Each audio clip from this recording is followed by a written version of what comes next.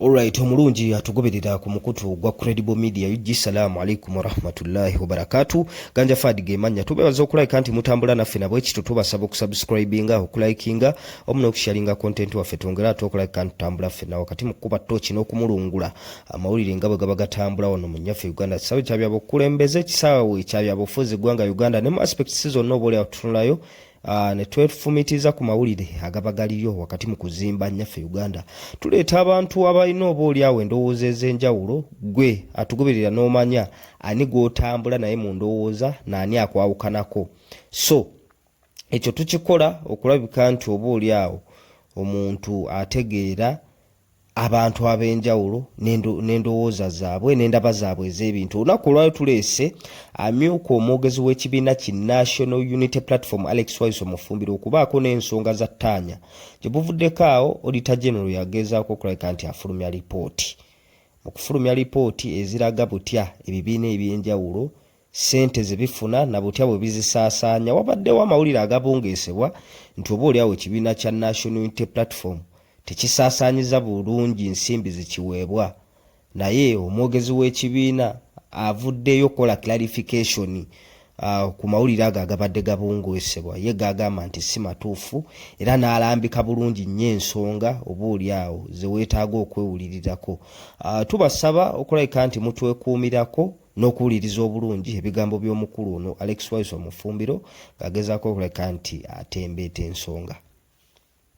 Ndine Waiso Mufumbiro ono tulina akantu ke tubadde tusomeramu wano tusoma page tuli ku page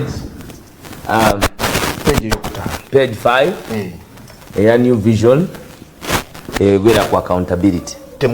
Temuwaayo biwandiiko biraka sente uliriza byonna babinnyonnyodde ne bagamba the NRM party paid salaries amounting to 8.3 billion to staff on a monthly basis, but there was no appointment letters to support the appointments. Basasula abantu emisaala mu NRM nga bakozesa sente ezibaweebwa okuva mu government naye be basasula emisaala tebalina appointing letters. And that is why emanyi era muteka if somebody does not have an appointment letter, then that is not called a salary. But here they are showing they are paying salary. Anti kugambye when does one qualify to be a staff? The Employment Act enokulaga nti no oyine ebbaluwa eraga nti bakuwadde omulimu. So kubanga omuntu ayina omukozi, for example bujja wano balina okuwa ebbaluwa such that ko basinziira bwe baba kugoba bakucompensatinga batya era wano be muyina be mukozesa nga tebalina ebyo bintu era omanyi bwe bagenda. Kati ekirala audit egamba the audit noted that parties failed to deduct sente za NSSF. For those who are receiving salaries, then that is wrong. For parties that are paying salaries. For NUP babogera coach. Sebakugamba nti for NUP, yes, its financials lacked a statement of unexpended balances contrary to the guidelines. Fe kati bagenze first of all bakucleaninze nga NUP nti kubanga eno bazze sagala kugera bibiina birala naye abanasoma bajja genda balaba nti waliwo unaccounted for. However, a total of sijja kwogera was not accounted for by FDC, UPC, DP. NRM bagambe 45 account billion. NRM zino mwena wa 45 billion. NRM bakugambye ezaayo. For NUP bakugamba its financials lacked a statement of unexpended balances contrary to the guidelines, which can be cured. It is not no anomale yaffe nti beetaaga ya document kubanga ffe ekituufu ojja kwesanga nga ffe tukola kye omusango bayinza okutuvunaana kwe kozesa olukujjukujja ogula layisi bye bino okozesa NUP omusango gwe bagiyinza ogivunaana okukozesa olukujjukujju okwakayalinga property eyebbeeyi ku busiri ate kati bibino New Vision kubanga jo yakoze ensobi negamba netuleeta mu kifaananyi ekitali kituufu nga nuku kati beebuuliridde bakoze kyebayita this is called damage control.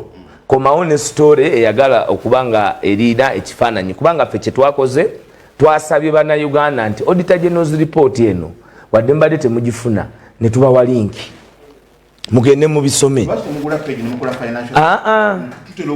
ate ensi gwe kati ensi okyagirabira wano mu magana amawulire nene ku internet kweri nkugambye genda wali onyige link ya Auditor General's report byonna ojja kubifuna ya Auditor General. It's an independent document. Can we publish it here on Baba TV? Yes, I can give you the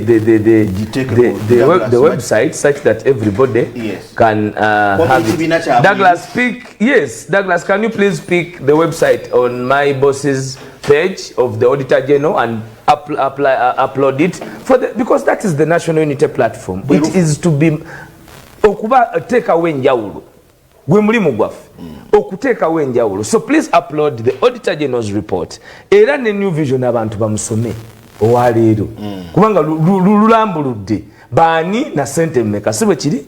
So ffe twagadde tukikomyawo kubanga we are vindicated as we will always be vindicated by time. Sente kavule tetwagulawo lumu kavule twagenda bantu batutuukirira mu ngeri y'emu baki oba endala kubanga Robert Duba style kuba nagamba waliwo ebizimbe bisatu. Yes, ku luguudo ku gundi kakati genda gulamuza amaka bw'oba oyagala otegeera genda ovaliwinga amaka ga Nabbanja then otandika okuvaliwinga kavule anti nkugambye genda kuba gali mu kifo kyekimu ndi mu kifo ekyo genda oba genda olamuze ku ebyo ebizimbe ebiri awo. Bino bimwataddeyo ku website mwabitaddeyo si ffe twatadde no ffe kakati buli ekitwogerwako obwerufu bwe businga okwetaaga okulolesa. Website gye nkugamba si ya NUP, website ya Auditor General. So kyetugezezaako okulaga kubanga bajja uploadinga buli bwe bamala okola Auditor General's report, it is uploaded on their portal and Ugandans can access such information. Kakati ebintu ebyo babikweka bana Uganda kubanga bamanyi nti when Ugandans get the opportunity to interrogate issues, there are a lot of questions that can be brought up. But it is public knowledge, it is free knowledge, it is common information, it is public information. Please access it and I hope my brother can upload it for the nation.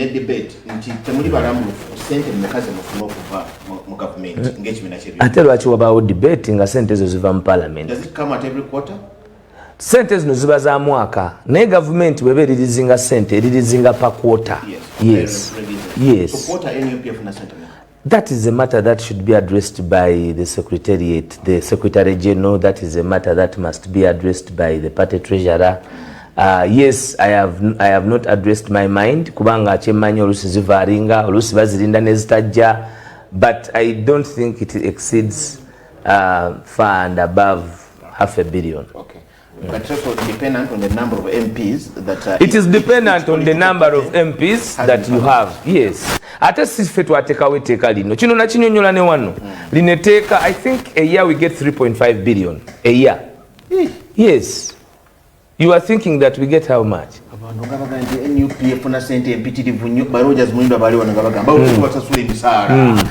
Munange kakati labayo bwe nga bagamba ekisooka kati abantu nga Rogers Mulindwa ansonyiwa okumwogerako nga taliiwo basiga obutamanya ate nga babusiiga mu ssanyu ekikyamu. You don't boast of ignorance kubanga kankubuulire sente zonna NUP zefuna ezifuna mu mateeka kati olwaliro towulidde nti ebibiina ebirala bifuna lwaki bifuna lwaki bifuna kubanga teeka naye NUP yesoose okulaga ensi nti eyina sente gavumenti zeziwanga erina ababaka bangi era bino byekozeewo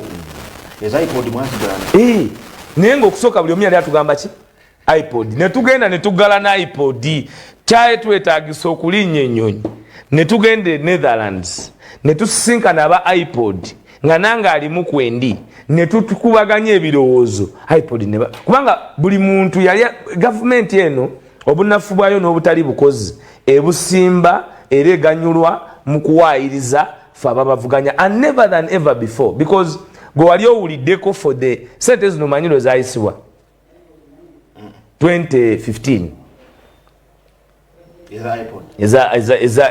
zino eza constitutional eza parliament yes eteeka ndoza 2015 kuba mama mbabazi at that time ye yali saba minister nga banoonya sente z'okukozesa mu NRM era ne bakozesa numerical strength ababaka bagenze mu parliament kakati opposition kasokedde lubanga lwa mindi bulijjo opposition FDC ereeta ababaka ba parliament 300 32 than never ever before, unexpected, because abantu abasinga bali bamanyi nti n'okuchallenging dictatorship kizibu lwa nsonga okola campaign kuli extremely very expensive.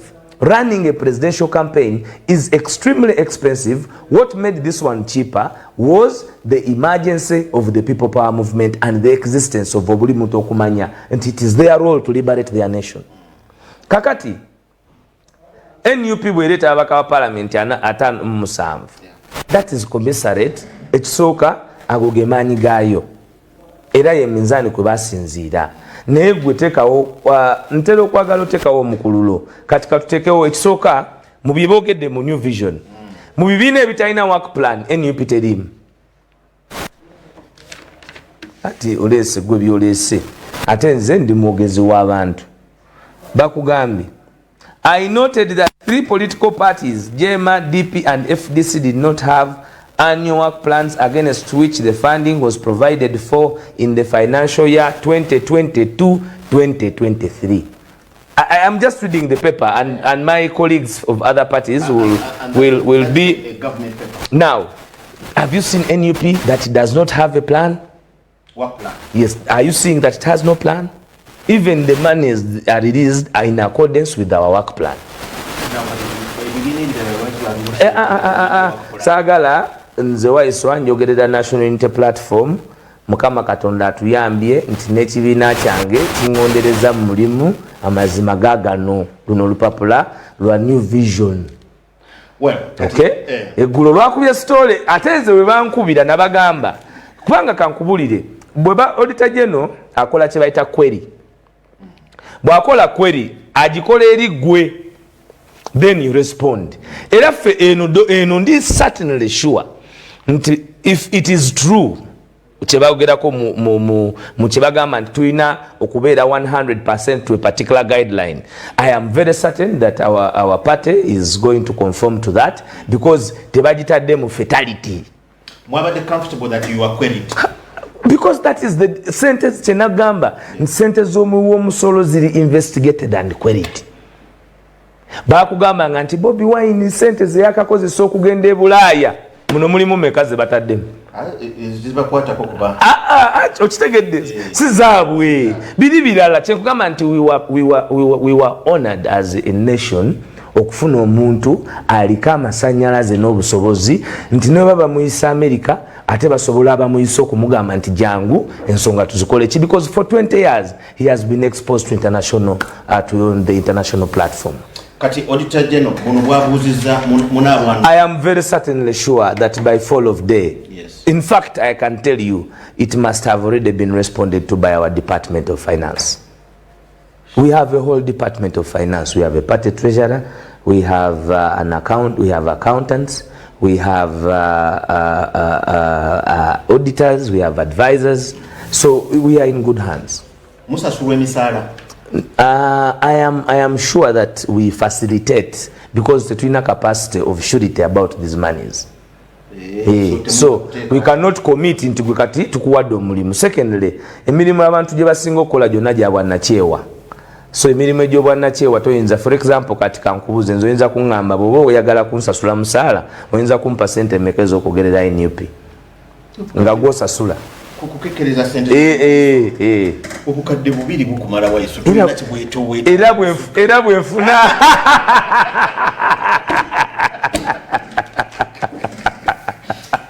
kubanga goyinza okulowooza nti ndi mu biliyoni nedda ssebo. I am facilitated with only 2.3 million shillings per month. And you're comfortable with it? I am not comfortable, but this is a voluntary work. Just kubanga abantu abalala nagamba apart from NUP okimanyi bulungi nti abantu bemu hostinga ku TV zino mumala ne mbawa transport facilitation bwaba panelist wamu nkimanyi station endala zigikola. In fact waliwo ne station enene ennyo mu Uganda eyali yagala okumpa program Sanyuka yali yagala mpe program buli lwakusatu nga mbeerako ekiro era anti matenze ndi wamazima ge mazima era nga baagala nakumpangayo sente buli mwezi commissariat ku mirundi gyengenze ne maganze I am well facilitated by the National Unity Platform. We don't need money. We are here to deliver a duty of removing dictator Yoweri Kaguta Museveni. Anti kati gwe kyekitono kyotunulidde ffe tunulidde kiri ekinene Uganda yonna ng'eri free. Ng'omanyi sente zenyinza okuba nazo nga Uganda eri free nga I can do whatever I want to do. You might have to wait forever. You think so? How can I wait forever when it is me myself working day and night to see that I realize that? If I was going to wait forever, singa nazinga emikono ne ndi ku front line okujawo status quo, then I do my business. Ate ndi sure as day follows night. As day follows night, kino ekizibu kifuse temporary kate kyajjajja. Agenda kuvaawo because he is not backed by age. He can even be absorbed by pressure, and tomorrow you get another news. Akantu kanita mungu kajukira we are the maje. Kata aliwa. Evelyn Anita. Aliwa. We are the maje. Anti aliwa. Nalabi bamugamba yetondere n'abali enguzi. Ajinako amaanyi. Amaje gamuyambye mu ministry. Akkiriziganya n'abaraninga Investment Authority. Osobola okubeera in a position ne weerimba. Okay? Naye nze nkubuulira this is a cabal.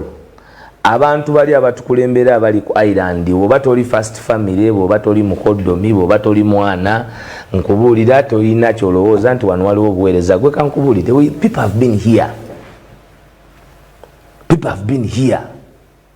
Nze okwekalakasa ku corruption nasooka kwekalakasa kwa Mama Mbabazi ku nsonga za Temangalo. Gomanyi kyekitegeeza ne Pius Bigirimana. Naye gomanyi omuntu gwe bayita Mama Mbabazi. Bali bamuyita super minister. Naye omanya mama gwe yatukanga ku parliament abantu bonna ne bamanya nti azze. Ne speaker n'amanya nti kaza kasajja. Ng'enkiiko ne vice president amuyita ku ya security. Ngani ayitani? Minister wa security. Ayita vice president Mujemba Sinkani. Katisale byakola eri eggulu. Mama yabikola mu kibuga. Ng'atuuza high command y'amagye. Nga General Yoweri ataliko yeka nengo obuyinza yabumuwa agituuza. Tutuuza high command nga tuli tukunda magye. Kubulidde ate yali minister wa security. Nga yeyeka atambulira mu bulletproof. Buyogera kali ludda. Allah akbar maswali. Kabuwoko gye bapangira ensi. Nyaka chai yako katujjo obulangu buno buliwo tabona restaurant mwebale nyumba balide ddala ndoza weso mfumbira aso sawo akakene ne mukamuwa najja nako wano buterevu kubanga mu conscript nze kale katumulemu katondala tukomewo tutandikirawo. A very good morning. Tugenda kutunulira the 4 years of NUP olugendo gye luvudde gye lutambudde kyekiriwo kakati, then roadmap yafulumye electoral commission ebarazi nominations at the presidential whatever campaigns nebira. What next after this? Good morning.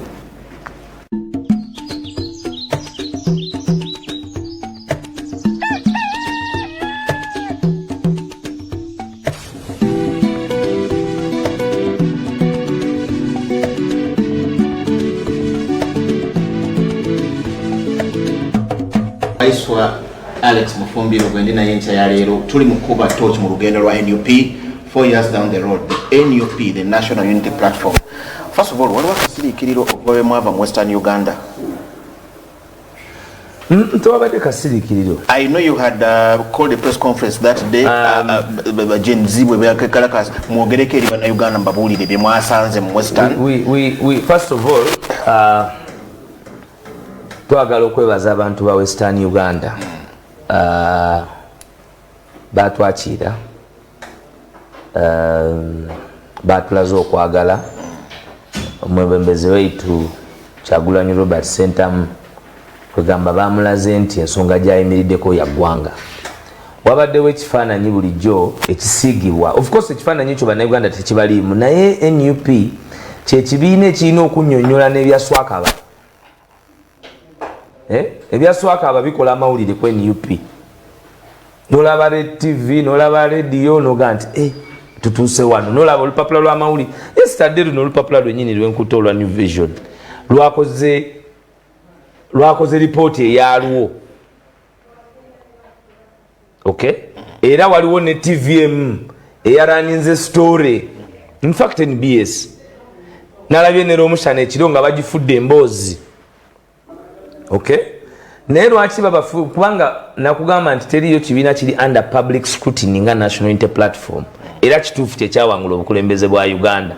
Kuba abasinga balowooza nti kituufu twateeka the bar of scrutiny so high. Not because we are Puritan, but because we are patriots. We are patriots. So Western Uganda. Baba achira. Bad municipalities agaboziboza ag'ekibuga ag'oku luguudo. Agabo ba naysayers abatakiriza nti train yasimbula era eriri ku kkubo olununula enseeno ku bukulembeze bwa His Excellency Robert Kyagulanyi Ssentamu. So twagala okwebaza abantu ba Western Uganda bwe tukomawo. Of course the state was under panic. Twali tugisabye nti tujagulize ekololo. Ennaku zino nalabye bali kuzimbako kisaakaati Bugwe. It is even puzzling. Simanyi muntu ategerera government yene yabagamba nti buli space balina ogizimbako ekisaakaati. Kati what is the purpose of okusibawo ekisaakaati? We are talking about green environment. Muli mu kuzimba buli wamu bisaakaati.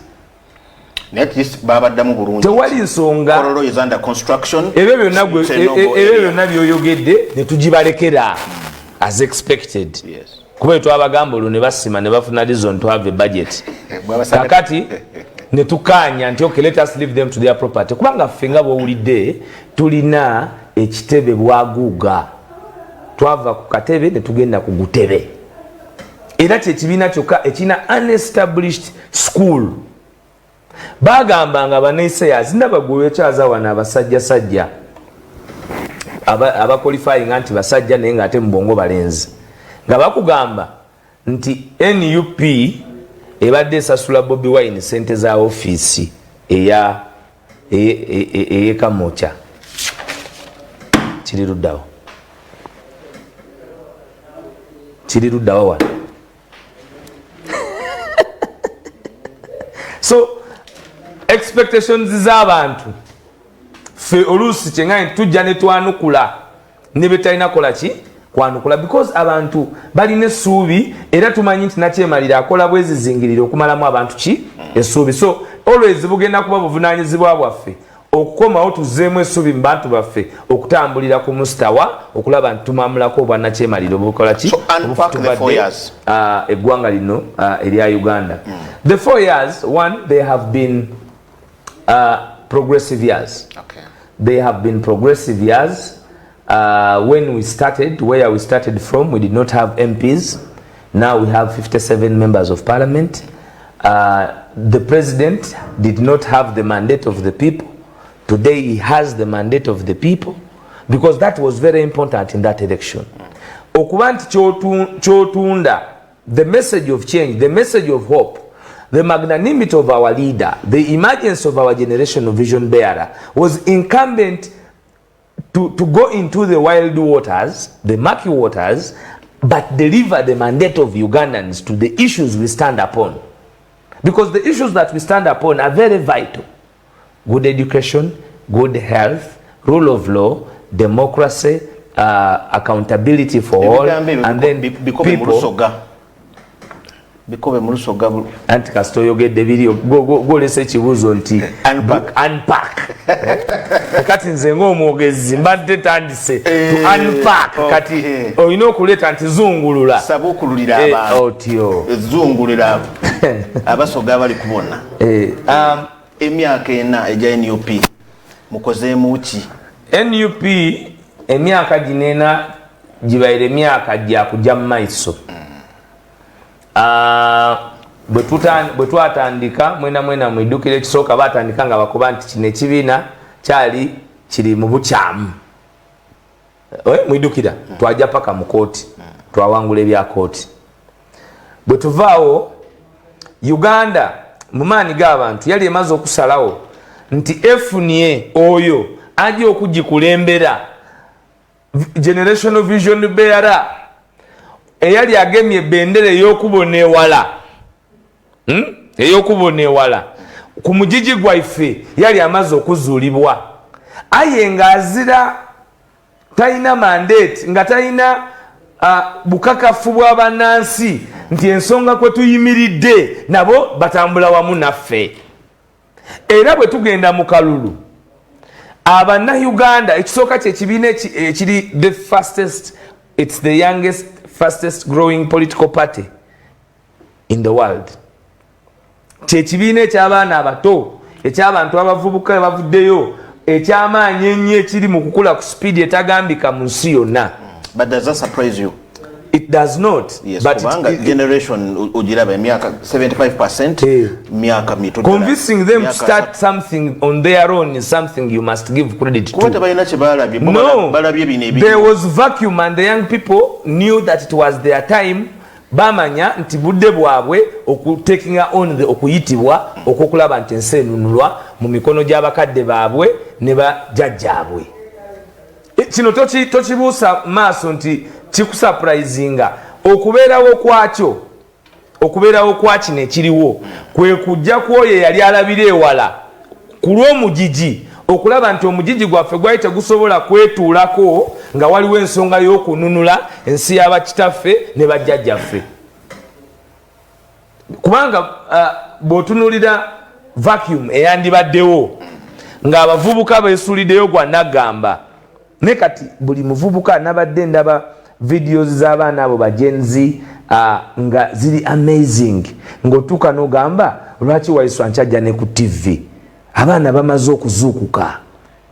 Waliwo omwana bamuyita Marion Kirabo, waliwo omwana bamuyita Nambasa yali guild president we Makerere Shamim, waliwo omwana ow'emukono eyo yalira guild president we Makerere erinnya lye linvudde mu mutwe. Waliwo abaana bangi nnyo, waliwo bamusiri David, waliwo abaana bangi nnyo abavuddeyo kati abayimiridde ku nsonga ba Sylvia Namutyaba. So okuzuukusa omugigi gwaffe okwenyigira mu kuteekateeka Uganda ey'amazima n'obwenkanya bwali buvunaanyizibwa bwaffe kuyitibwa kwaffe. So okubeerawo kw'ekibiina kya National Unity Platform nga kiri kuhingid ku kuzibulwa abannansi amaaso na bonna bonna okwenyigira mu kwenunula, it is a positive on the National Unity Platform kubanga walaba nga kitandika abakubi b'ebikonde ba artisti ba politician for the first time mu byabufuzi bya Uganda ekibiina ekipya kyalina abantu abakurosinga okuva on either side of government and opposition okukijoininga okulaba nti Uganda enunulwa for the first time. Era gwe batoyagala Kyagulanyi kimuweko nga credit nti ye muntu asoose mu byafaayo bya Uganda. Kyenkugamba no from time of independence kubanga gojja kugamba nti byenjogerako okuva ku independence ya Uganda 1900 genda mu 1955 tufunye independence 1962 tulese okulonda okusooka balese okulonda kwa kinana yonna jangu until when they removed political parties tewabeerangawo munabyabufuzi mu ggwanga Uganda we batandika kintu and everybody falls in apart from Robert Kyagulanyi Ssentamu. I can stand to be corrected on the history. Bulika box olaba nga mukatiikinze no tetusobola tikinga paka nga tuli ntebe mu ntebe. That is the mission of the National Unity Platform is to remove dictator Museveni. Naye akimanyi kyovola bafamanyi agatuteekwako malala. Our mission is clear. It is to make sure that we depose the dictatorship. That is our mission. And that is our generational calling, no matter the price. When nalabye bagenzi Waiswa nalabye nga bagambye they want to be partyless, leaderless, of course batadde ko nature fearless. Why didn't they run to you? Why should they? as a Mwina revolution leader. No, why yes. Because the issues they are raising are not party issues. They are not speaking about elections. No, they are speaking about corruption in parliament. That we have been speaking about. Part of the reasons that many radio programs and TV programs don't host me is because of the corruption I have been speaking about of government, but most importantly, parliament. We have been at the forefront of highlighting to Ugandans the rottenness of parliament. At one time, Rumu, Naliku Sanyuka, Echiro, kweri program, ngaje bali bagalo kumpita kwa luli lwakusatu. Kulaijo mwogezi wa maji. Naliko ne kulaijo mwogezi wa maji chairman Nyanzi ne yani oyo Bamwine.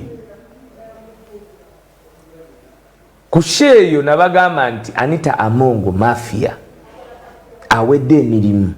Era nengamba nti ekintu Museveni kye yakola eggwanga lino lirumma gwe Munnayuganda w'olina okumakingira General Museveni ntayagala Uganda kwe kuba nti with the intelligence he received.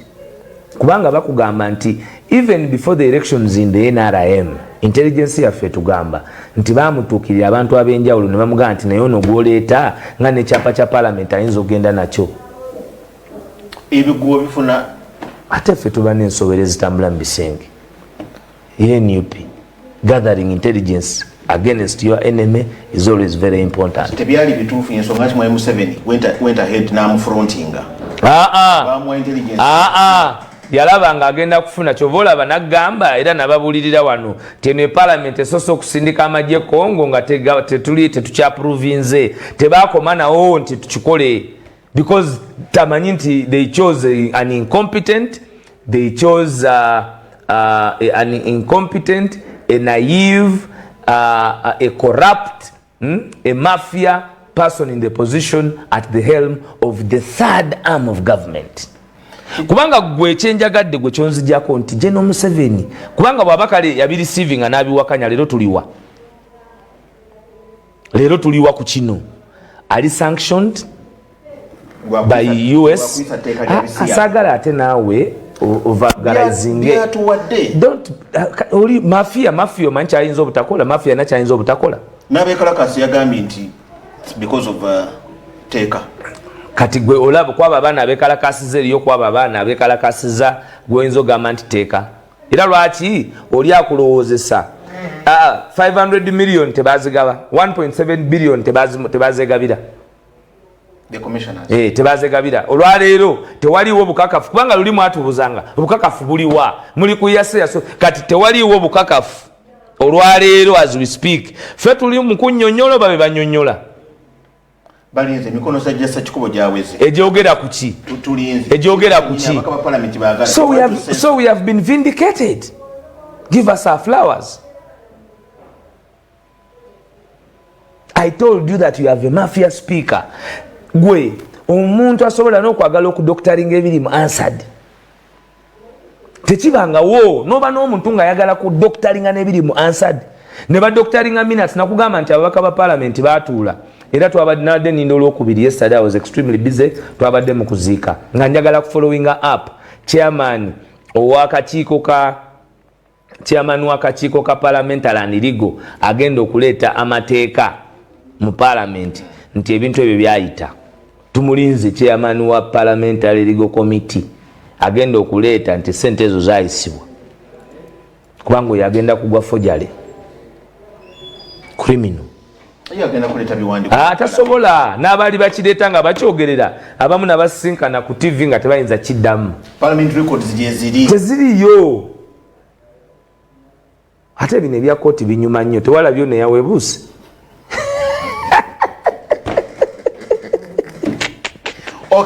bulijjo akuba kerere naye kakati mwenyini yagaye nti bulijjo ndikubya content kuli Yeson kakati emyaka ginena mu myaka ginena nakyemalira tumutuusizaawa kiri important tusobodde evolvinga era n'okuinvolvinga kati buli munnayuganda mu nsonga y'okulaba nti buli omu alina kyalina okukola okwetaawuluzaako obwannakyemalira and that has been deliberate nga tukiremerako okugamba abantu nti olina okulemerako okulaba nti ensonga gye tuliko nga bannayuganda tuyunifyinga ng'omuntu omu twetawuluzeeko ekizibu kuba uganda ekkiriza nti waliwo problem kubanga eggwanga lyaffe leero abasawo abaagala okusoma abaana taata we nga yakwata ssente nasasula nasale mu buwanana nasasula myaka 3 mu buwanana ekitone nyaawo balawo miliyoni 10 ku mwana asomye obusawo kati kubanga owedde yalinga omugezi ave waffe ebusiro takyasobola ebimu mu physics tabisanga talina laabu 3 nasale 7 primary 6 secondary egyo myaka 10 n'emeka 16 gatako emyaka 5 diguli myaka 2 mu emeka mugumu gatako omwaka gw'okusoma internship okusoma okumala practicals myaka 2 mu emeka asoma omuzadde ataddemu ssente amaze okusomesa omwana kati omwana musawo omwana asomye obusawo ye mwana aba azenga buli kintu akola ki okujjako kati abagula zidiguli bano ab'omulembe guno ogwa minister of education kuba abamu bagenda ne bazifuna nga basasudde ensasule naye mutyo kyengezaako okulaga nti investment omuzadde gye yateekangamu eyo kubanga bw'ofuna omwana ng'afuna point ezigenda omusomesa obusawo omuzadde ne bwe yabanga agenda kunywa bbiya yamuvangako n'agamba kantereke sente z'omwana enkyanze maze abazadde tebazinoonyanga kubba sente mu gavumenti kuzimba bizimbe bateekateekanga baana as an investment for the future by okusoma abaana abo bali mu kwekalakaasa nga baagala gavumenti eno ekeere ku makya ebayambe ebakkirize bakole bali mukomera kukaayana kubakkiriza kukola abasawo mu Uganda naye nga resho y'abasawo mu Uganda buli musawo omu emulago alina okulaba abalwadde abatasuka abalwadde nga 10 mwaga genda awe mulago waliwo oncologist bamuyita Kibudde Solomon buli lunaku afuna abalwadde ng'ebikumi ebi. What happened to the statement ya Bikwase Kyagulanyi? Ate kati ani yagamba nti bimuggyeko era yabiina yalina mandate y'Abannayuganda Bikwase Kyagulanyi avuddewo gwa Bikwase avuddewo ekyokubiri n'ebiriwo wali obirabyeko kuba nabekalakasa bamaze kulaba nduza Kyagulanyi nga tabikutte bulungi buli Munnayuganda ayina ttafu Kyagulanyi kyagamba nti ayagala buli Munnayuganda abeere Kyagulanyi kati era mwe mulina okutegeera the philosophy yagamba buli muntu ayagala amuzimbe abeere Kyagulanyi kati abo boolaba be Bakyagulanyi ab'omulembe guno abalaba ekintu ne basituka ne bagamba ekimala kikola ki kimala buli muntu olina kuba Kyagulanyi simanyi bwe nyinza kinnyonnyola buli muntu olina okuba ne paati gy'ozannya gwe rolo yeriki waliwo poem gye bayita Building the Nation. I think it is Peter Abrahams nga driver akugamba nti yo mulimu gwe kukeezanga mukama we n'agenda mu nkiiko naye babeera mu nkiiko balya sumbusa balya enkoko balya ennyama banywa caayi naye yaba yeebase ng'asudde mutto alinda bosi we naye he is building the nation kuba omulimu gwe gwa kuvuga bosi we ajje mu nkiiko mwe balira sumbusa era talina kufuna mutima kumuzimba building the nation has segments. So role number 1 era NUP ebimu ku bye progressinzeeko nti bw'olaba olwaleero ng'abaana bali involved luli twabanga mu muziki ogwa Bad Bobi Wine twabanga mu bya muziki ono bwakuba kipepe wenu ne mukuba mu Wendi oli wakuba ani kikyalese kwegambanga muli on entertainment era olumujje n'Omuseveni fe abamuwuliriza yatuuka I think it was about 2014 no it was immediately after elections in 20 bali bakakola ebbala eya Diposh Abannayuganda ababadde mu kucakala banajjukira bali bakakola ebbala ya Diposh kati twali twakavandooza mu kalulu je n'Omuseveni ayite ekabalagala awo ng'abantu abamu bava buvi mu kuwumulamu n'agamba eka banywe fikasitene kasife tukola ki fe tugina bali mutamiro nja kubafuga bano kakati kusepiki ngona kuba wendi ngoli akuba kakati ne bikyuka nti olwaleero abavubuka Abannayuganda boogera ku bukulembeze kwali okwogera ku bukulembeze nga toyambadde taayi nga toyambadde taayi kubanga abantu baali balowooza nti taayi kwe kutegeera si nti mbi kuba ffenna tuzambala naye abantu baali bati nga batusiba akawero kuki ku maaso olwaleero akawero ako twakajjawo Kyagulanyi yakajjawo so bikwase Kyagulanyi kyali kitegeeza ffenna okufuuka Kyagulanyi okukwatira awamu okuggyako gavumenti eno naye ng'ekulemberwa kubanga ebikolwa bya Kyagulanyi bye birina okuinsipayalinga buli muntu nti gwali mu ghetto nti gwataasoma nti gwatalina mulimu nti gwavoolebwa nti gwali mu kyalo nti mwena muli omuntu yemu mulina omugabo gwe gumu mu Uganda weye Kyagulanyi kakati nga it is important to do it in multiplicity kubanga Kyagulanyi baali bamusewa Arua Kyagulanyi ali kugwa kufa mu Uganda gwe bamusalira kubanga eyali amutta gwe wamusinkanako nagamba nti programu y'omu Arua bwe yalema yagivaako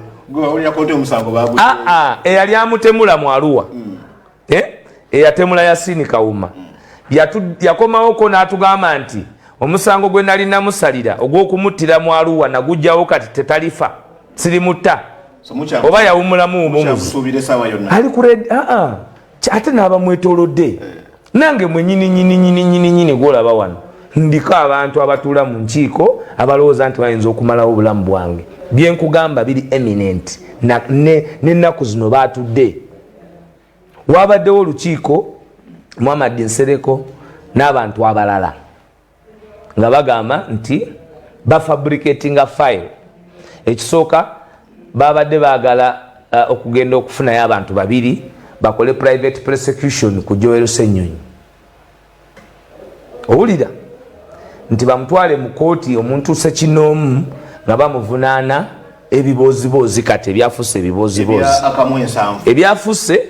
ebibooziboozi kuba yabireeta walabye byeyazzeemu eyagaye nti ye yali ku bino bya intaneti byakufuna likes can you imagine yagamba agenda basanya ate walabye nze sigenda kwogera saagamuwa budde kakati babadde bafumba okufuna era amawulire nti bakoze private prosecution ku Joel Ssenyonyi era nange there is a plot to charge me at Buganda Road Court with cyber harassment against the person of Anita Among nenze mugamba nti bring it on kwese godyo kubasosi kuchao bring it on bachali una balaba to anti kugambye bring it on out of Entebbe mu Ntebbe anti katenze nzijukiro yes Entebbe mu Ntebbe is a mission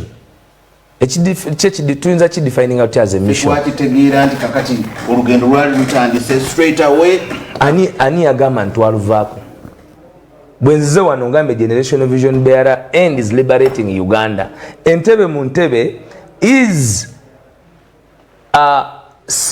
should be taken synonymously as an understanding until we are talking about the liberation of Uganda and the unseating of dictator Museveni from Entebbe because we have a dictatorship tuyina dictator ekyo fena tukikanyako because olwaleero NUP tekirizibwa kutalaga wadde abalala batalaga so mission yayo nti okusobola NUP okutalaga ina kubanga teri kunjegere ani asibye enjegere General Yoweri Kaguta Museveni aveewo tulina okumugjawo so the mission of Entebbe mu Ntebbe mission 2021 is deposing the dictatorship which mandate we have today in mission teina timelines kanko ekyo kyoyogedde kikyamu ne leero twagala aveeko nejjo twabadde twagala aveeko 4 years down the road olaba kati ekisinga okunsesa sigwe kayogere kyekigambo kiringanga gwe alabye nadde nina omuntu gwempa example lunaku lweggulo nti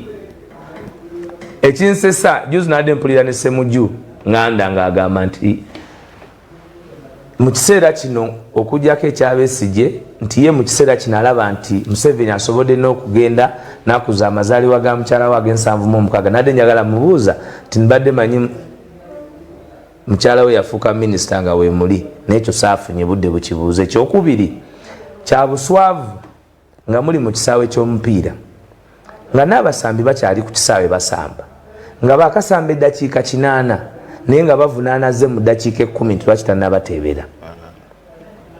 Kyekiriwo abasambye eddakiika 8 mu kisaawe nga nakati ku kisaawe bakyaliko kati bavunaana substitute nti lwaki tonna tuteebera mu ddakiika 4 bw'aba tannateeba gwe mwongere budde kubanga bano babawadde 8 bano babawadde abalemeddwe eddakiika meka 8 alina okusooka n'okubalaba basamba batya ki ekibadde kiganye ngo ku kisaawe bw'omala okubuguma ekibadde osakalayini kubuguma bw'ayingira system bagikyusa ey'okusamba kakati system oyo mu kugikyusa ono omusambi gwe muba mutambulirako bonna bamutambulirako oba bamusika ntega Kyagulanyi Robert Sentamu Ngobi musinguzo bini dakikano zigwayo ekyenda kiggwayo gwokiraba nti kiggwayo. Jajja abadde azanya bya buwangazi nga ye akaguwa yakateeka banne kuba fatigue nga kyova olaba nti abamu bamaze ne bafallinga in because of fatigue. Okay, kakati ow'ekinaana kuba kati akkiriza nti wa 8 n'owaana bw'oba kukaguwako obuwangazi ani ali ewala niye mufa kyabasuubuzi yabaga nti emyaka gye abuzaayo tegiwera 10 gwe olaba naye kati era NUP gyebaza atandise n'okwogera amazima nti agenda bwewali omuwuliddeko ng'ebyabyogera naye atandise n'okugamba nti kati bannaye ku duniya sikyawezaako mingi kubanga he knows the pressure that he is under.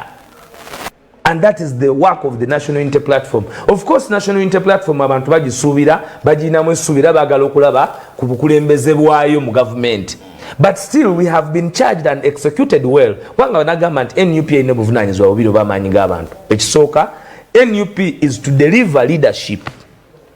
Kubanga Kyagulanyi okujja kwe yalina ekisoko alina okulembera olutabaalo olw'okumamulako nakyemalira naye ate alina okuwa obukulembeze nga tumaze okugjawo nakyemalira because there must not be a vacuum. Singa wabaawo vacuum nagamba nti Mirabi yagamba nti the last slugs of the revolution died with his illness ng'agenda kufa. Lwaki? Walina okubeerawo omuntu ow'amaanyi asobola okugamba ku magye ne gawulira, asobola okugamba ku basawo ne bawulira, asobola okugamba abasomesa ne bawulira, asobola okwogera ne ghetto ne yimuka, asobola okukwatagana ne cultural leaders ne batambuza eggwanga nga tewali mulala yenna. Yoyo wa National Unity Platform omwagalwa w'abangi Kyagulanyi Robert Sentamu abasoga gwe twakazaako erya Ngobi. Kakati Ngobi nga tukomawo we are unpacking the 4 years of NUP, the National Unity Platform. Emyaka ena gyetambudde ngeri tuyina ekitebe tuyina essomero omanyi olw'obudde nja busulamu kubanga bungi tetuyinza bumalayo. Ebyessomero ebiwandiiko poliisi ebibasaba kujjako Museveni ekyo kankyogere tusome kankyogere ako Katonda agenda mu bulangu kubanga abantu bakafune tusomesa kamera mu gintunuze mu bulungi. Essomero lya National Unity Platform liri mu kuteekateeka bakulembeze mu periodi eno nga tubadde n'obwannakyemalira a breakdown of the rule of law okumala emyaka 4. Kibadde kyetaagisa okuteekateeka abakulembeze abaana aba patriotic abaana abanensa naye okusingira ddala challenges za Uganda olwaleero kwe kubanga tuproducing abantu Bakyagulanyi abangi abavumu abeerufu abalambulukufu okusobola okuteeka ettaffaali mu kununula n'okuggyako nakyemalira General Yoweri Kaguta Museveni ne banne nga bwe bajja wano mu mwaka gye86. Kakati poliisi mwami waiswa yabasaba mugitwalire silabasi mulage bye musoma. Nze nsomesa communication nakyemalira omwanukula otya kati eyo nayo njikuwadde lwaki njiwabbo bokka. N'abamasimu muteeketeeke okuyita ku line yaffe tugenda kiteekawo mubuuze waiswa mufumbiro bina bimwagala abyanukule ku nsonga za NUP olugendo bwe lukutte naye bwe tudda tujja tunako batoki mu nteekateeka ya Electoral Commission roadmap yafulumiziddwa tulabe bitebe binatambula. Good morning. Kale weewaawo webale kwekumira ku Baba TV obusooka bulaire. Alex, messages nyingi nnyo ddala wanezize kiraga nti people following abantu batugobera bulungi nnyo. Ndaba wano Isa Semakula agamba nti tewali kye mutugamba mwe muli ku byammwe ababbi abafere twabakuba kagamba pumbavu efe oba bali ne kasoko tukwata amasimu gano tulabe bigenda maaso ku Baba TV. Hello. Yes, sir. Nani kulamukiza sebo? Oli ku Baba TV ndine Alex Wise from Fumbiro. Mugabi okubidde n'amataba. Tugende maaso.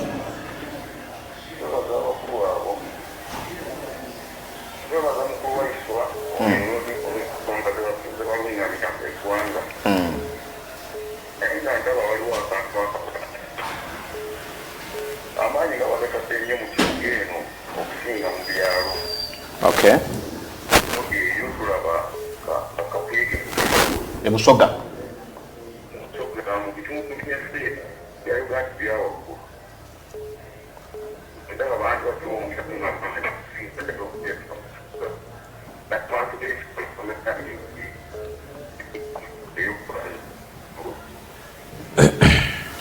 Wa Mugabi ajja kuddamu Alex Wilson amaanyi mugatadde mu bibuga mbo. Yesebo. Mbalamusiza bakama bange webale kutuleetera omukulu Alex Wilson Mufumbi okuva ebusoga. Amanya nga bulijjo Buwembo Julius mu kibuga ky'Entebbe. Yes, Buwembo. Bannange webale nnyo sebo mukama wange Waiswa kwagala nnyo. Amina sebo. Webale kubeera ku mazima, webale kunywerera ku nsonga, webale kubeera onooyimirira ku gavumenti y'abatemu bano abasi. Era bantiisatiisa naye nze nayimirira. Abantu tebasangika omuntu ayogera ekigambo leero ekimisana n'osanga nga n'ekira akyogera era sebo tukwebaza. Webale nnyo webale. Era sebo tuyimiridde ne NUP mu kibuga ky'Entebbe bakuba tulinamu obuzibu bw'omubaka atagalatagala naye sebo tugenda kutereeza sizoni ejja tugenda kulongoosa temweraliikirira mubere ku kitebe mutuule ensende ekizibu ky'omubaka Michael Kakembo. Iye sebo Buwembe ensonga ezo nzikwasiza. Ensonga tata tugenda zikwasiza tuyambe mutemumwa kaadi naffe no tumutebe kubanga atagala tanywerera ku nsonga ze. Buwembo kaadi ya NUP eba y'amaanyi g'abantu tesalibwawo ba muntu omu esalibwawo obuwagizi bw'abantu b'ekitundu.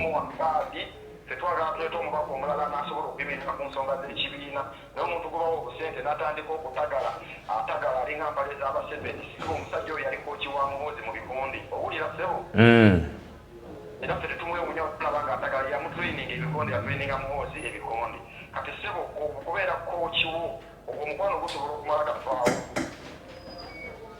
Nze ndowooza nti mwami Buwembo nze kyenyinza okugamba kiri eki tubeetondera kwabaleetera omuntu atagalatagala tujja tereeza naye nga weebale nnyo.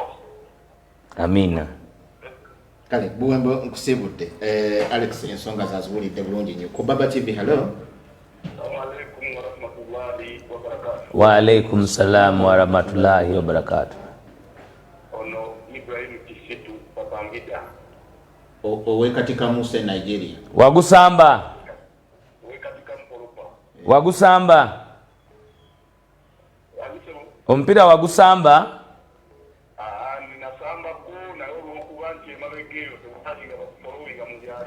Omusambi gwe bayitanga Tijan Babangida wamulabako.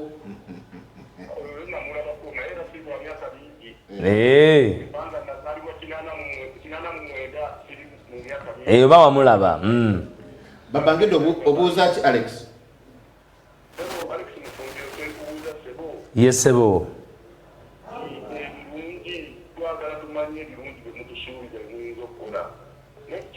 Okay.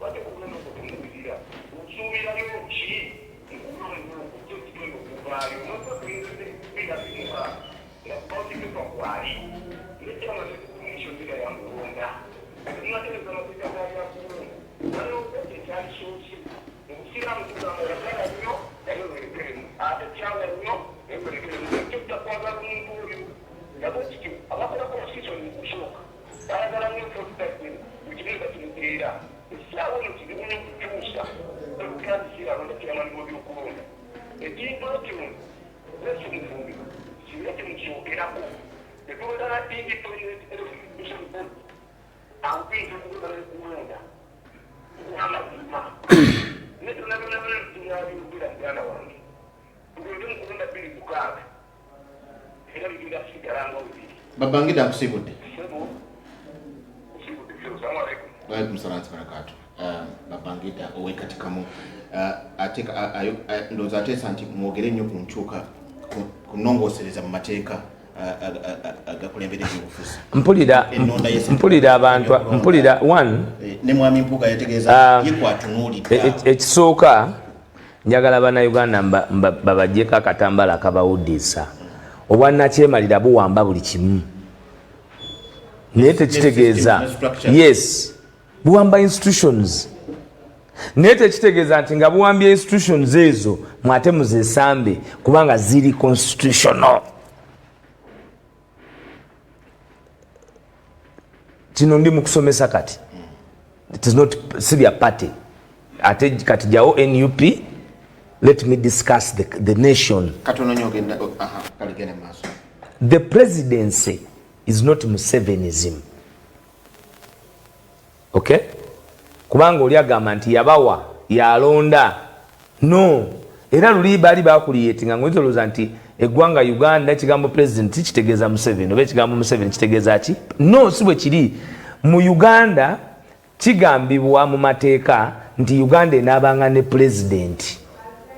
Analondebwanga buli myaka emeka 5. So president siye Museveni ne bwawamba obwa presidenti mwe bannayuganda kibakakatako okubumujjako kubanga si bubwe bwa ggwanga.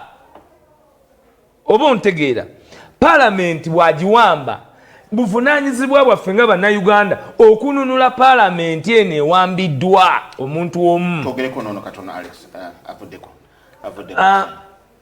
Kakati ebintu bye tukola akalulu si ka Museveni. Museveni okubbaka kiringa ng'oli okubbaka ettaayi enkyogano oggula endala. Ffe twagendanga ku ssomero ne uniform ogenda ku assembly ku makya nga bajambadde nga togiina kyogamba tamu edda toddayo naali uniform ndala. Kale twogereko noono ku Baba TV. Hello. Hello.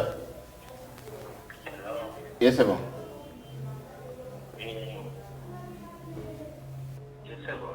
Sebo twogereko mangu oli ku Baba TV. Wanje ndine gwe Alex olidira yesebo kakati ekwanga litulimo bannaye era naffe litusobedde ekisookera ddala mwami waiso omufumbiro yemugezaako munnaye ze ndagalatanga mukyali kuba omusajja obuyinza bwalina bungi ekisookera ddala institution zonna yazikwata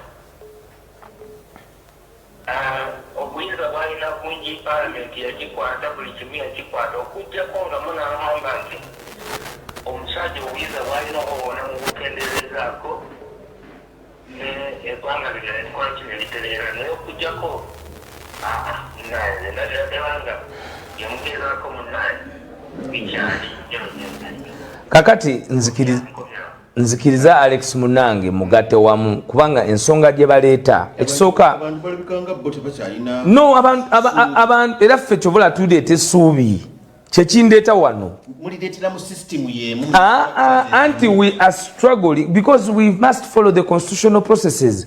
Bwema nkugamba nti ero baagala kunzita lwakwogera mazima, kunsibako misango lwakwogera mazima, kutu blackmailinga lwakwogera mazima, kutu isolatinga lwakwogera mazima, kati nga veeko. You are telling me to tire up. I can't. Calling okuyitibwa kwange kuyina okuyita mu kusoomozebwa kuno kubanga okuyitibwa tekuba kwa bulijjo. A calling is not an everyday thing. Omuntu agamba nti nafunye okuyitibwa, ffe twafuna okuyitibwa era naawe funa okuyitibwa nti nakyemalira osobola okuzanya paati yo. Kati ffe nze nkubuulira bwe nali deputy spokesperson wa DP nga nze nsalawo nti siigende, naye kati newe mba njagala okujja mubaamu essaala bananzikiriza tebanzikirize kubanga okuyitibwa okukola ekituufu gwe toyinza oli kukoya kyenkugambye nti General Museveni akurietinga ekifaananyi nti is the alpha and omega nti ye tebisoboka n'ebisoboka. Ensonga lwaki bikyaganya okusoboka kubanga ffe tukyalimu okutya nti tebisoboka. Muganda wange Alex akugamba nti tebisoboka, kati okutya okwo kumulemesa okukola ekiddako. Kati njagala nzimba amaanyi ge, njagala nzimba omwoyo gwe, njagala nzimba okukkiriza kwe, njagala nzimba okulaba kwe nti ebizibu byalimu olwaleero okutya tekugenda kubisolvinga. Alina okuyimirira nga Alex erira agambe ekimala kikola ki kimala, si nti wayiswa tatya. Ekyo njagala nkikubuulire kibirangu ntya kuba buli muntu yenna Katonda gwe yatonda yamuteekamu okutya. Teriyo muntu atalina ki ne Museveni atya, teriyo atalina kutya. Naye ekisinga okubeera ekikulu is to absorb the fear. Okuyingira mu kutya okwo n'okwambala okukola ekituufu n'ogamba nti kati kibirango sebo okukola bye tukola wano. Nze okukola bye nkola wano biriko ebintu bingi nnyo, biriko sacrifice y'amaanyi, birimu okunnengeza, birimu okummanyira, birimu okunjoga, birimu okwisolatinga, birimu okundehumaninga, birimu okunsiba, birimu okunzita. Bwe ngamba nze njogerera amaloboozi gonna ge twogerera because biri magenda maaso. Motive Kasaga babadde bamu abductinga nga basindika drone. Just imagine okwabductinga omuntu wa kamera. Madoyi Latifu bamukwata lwa kusamba kyalaani, bakwata omwana lwa kusiiga, omwana yasiiga ekifaananyi, yasiiga ekifaananyi nakiwa Kyagulanyi ne bamukwata. That impunity kwe kuyitibwa kuli kwe nkugambye nti si nti abo tebalina musango gwe bakoze. Ne buli generation eyitibwa nga eyambadde okwabsolvinga okuvaamu kutya. Alex bano essuubi we libaggweramu abamu ku bano. Alright? Oyinza okugamba nti balabako ku mirembe gya Kawanga Ssemwogerere. Okay? Bavuganya Mwami Museveni n'apondokerwa okwo ne kujjawo abalala bannasasi bagala kuzo Dr. Kizza Besigye myaka 20 naye n'olabanga kumpi alinga apondose kubanga bali mu system n'ekisaawe kyekimu buli bwe bajja bonna bazanyira mu mbeera y'emu. Enjawulo eneebeera ku luno this time round nga Robert Kyagulanyi Ssentamu ne NUP be bakikutteko nga the same rules of the game zezikyali. In fact, they are not the same rules of the game. These are worse rules. These actually here there are no rules of the game. This is jungle. Kakati kyenkugambye nti bo essuubi lyakola ki? Kuba amateeka tegakyuse. Naye nkugambye nti tusobola okukwatira wamu kuba ensi yaffe. Tukanya nti bali batuwamba. Kubanga ekyo bonna kyembaagalako bonna bakanya nti bakola ki? Era omuwulidde nti batuwamba. Naffe tukimanyi nti yakola ki? Naye tuvuddeyo tugamba nti ono yatuwamba. Wait a minute, ani ono gwe tutagambako? Oba ntegeera kye nkugamba. Tuzuukuke ffenna tumanye nti guno eggwanga buli muntu alinako omugabo. Ono tali mu kufuga famire ye. Dr. Kizza Besigye nga yazuukusa abantu. Era kakati gwe kyogamba nti Dr. Besigye talina tafalire atadde ku Uganda mu kuzuukuka. Definitely. Omusolo gwe mwasasulanga ogwaddusanga bakitaffe emisinde ne babuuka ebikomera gukyaliwo. There has been progress. Abasuubuza ekibaggazawo amaduuka. Era nakati nago magale. Anti nago magale kati. Ate bino byonna byolaba. The last days of a dictatorship. Zino ze baita kicking what? Last kicking. the last kicks of a dying horse. Ne Dr. Kizza Besigye yagamba kati mumulaba agenda ate gwe anti gwe kugambye emyaka gy'obadde ng'omuwuliriza wali omuwuliddeko ng'akugamba nti essaawa yonna agendezera kumwa. Si bigambo byange. Yali kololo n'agamba nze nsigazaayo obudde butono. Ye yabumanyi n'obumanya nti buki nti butono. Well, naturally, tuka myaka 8 naturally. Oba omanyi bumanya nti sikyalina budde. Nakugamba this is an organic revolution. An organic revolution, even death is part of the effects. Kukitegedde. Force majeure ebikolwa bya Katonda nabyo bibaamu. Ffe tulina kusigala nga tuli committed, tuli consistent, nga tetupowa message that came. A message etambuza mu ggwanga y'Abannayuganda butapowa. Alex unakuwuliriza. Uli Bulindo Ivan.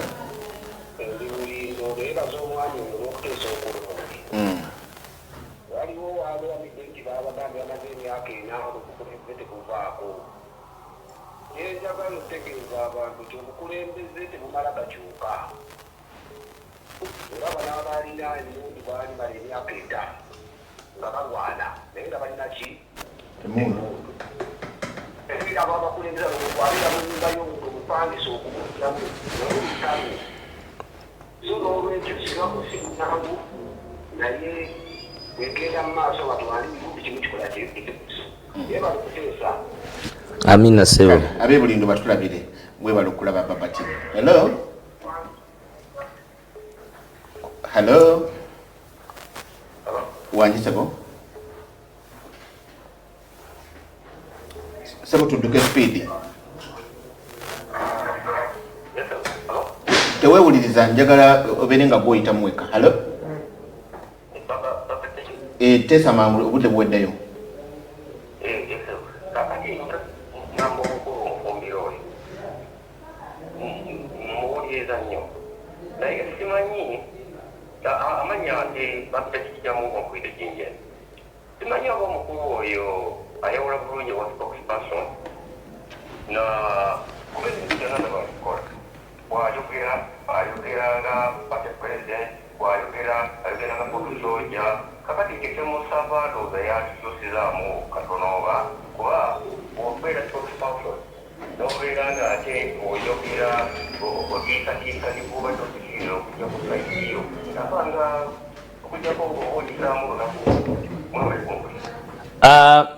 Avuddeko kati tutisizani tulina bwe tusiza waliwo abagala okujja mu kibiina naye njogera gy'oyogera anti njagala yanditulambulira tutisizani gwosembayo sebo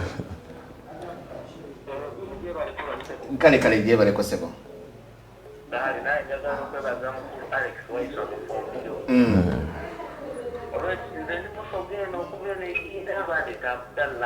Yes, sir.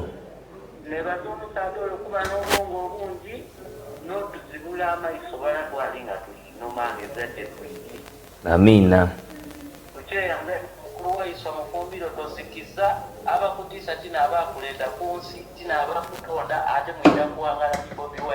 Amina. Amina Abdallah.